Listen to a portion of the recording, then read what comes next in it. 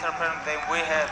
And you know, this week they asked me fight with 5 different guys. I say I'm tired about this. If you can bring King Kong and he can make 155, let's go. I come here for make history, you know. And we're live. Morning, ladies and gentlemen. Let's get the day started. Leslie Smith versus the UFC. If you don't know who Leslie Smith is, he's a fighter in she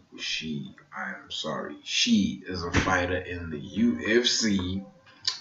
I believe she fights in the 135 weight division and the 145 weight division.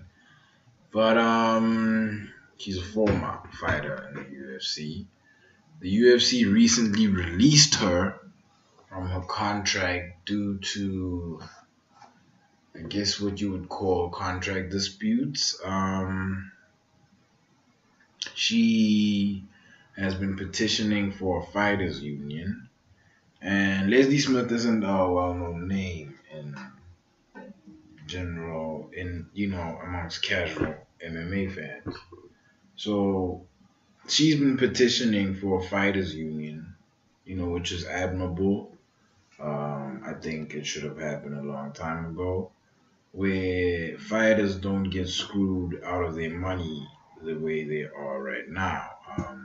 Allegedly, supposedly, I don't know, but the Reebok deal is bad for the fighters, but amazing for the UFC.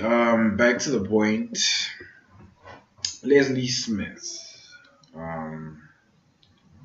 She alleging that she was given an opponent that couldn't make weight, that was declared medically unfit, so the UFC paid her show money and her win money on top of the 20% of opponent's money.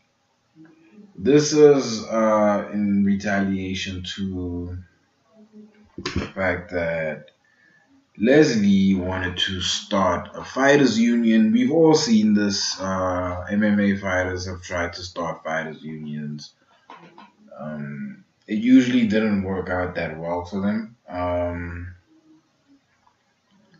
Leslie tried to leverage that with that situation with her new contract with the UFC. And given that she wasn't a big draw, she got cut from the UFC. The reason why I have a problem with this is because the reason why I'm bringing this up is because recently, shout out to Below the Belt, one of my favorite podcasts. Shout out to Brendan Shaw, Below the Belt Showtime. He was speaking on this last week and a bit on it this week. The UFC recently signed Greg Hardy. Greg Hardy was convicted of domestic violence. No. I think he is yet to stand trial for domestic violence.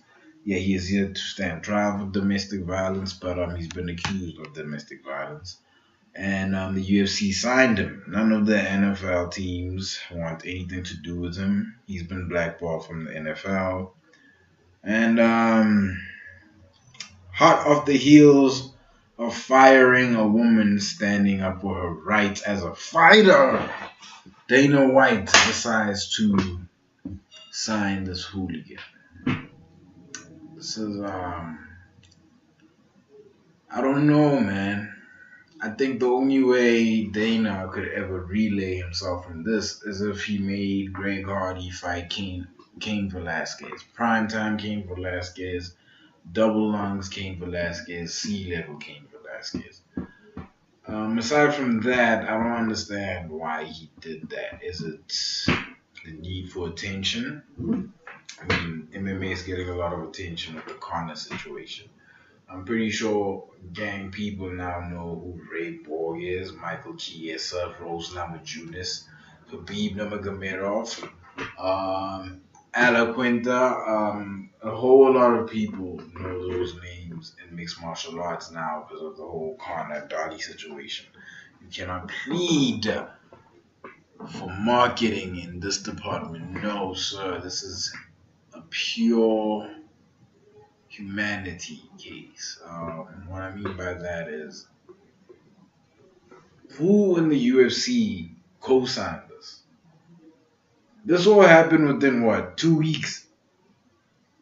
Somebody at the top brass of the UFC co-signed this. That person should be fired. Dana, if it's you, I am deeply disappointed.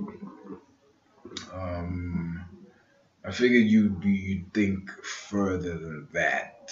That's very short-sighted of you, especially during the Me Too movement. This could become a huge problem for you. And if Leslie gains support on all of this, and I'm sure she will, this could spell disaster for the UFC and WME. So let me know what you guys think. Comment in the comment section below. Like, comment, subscribe, and I am out.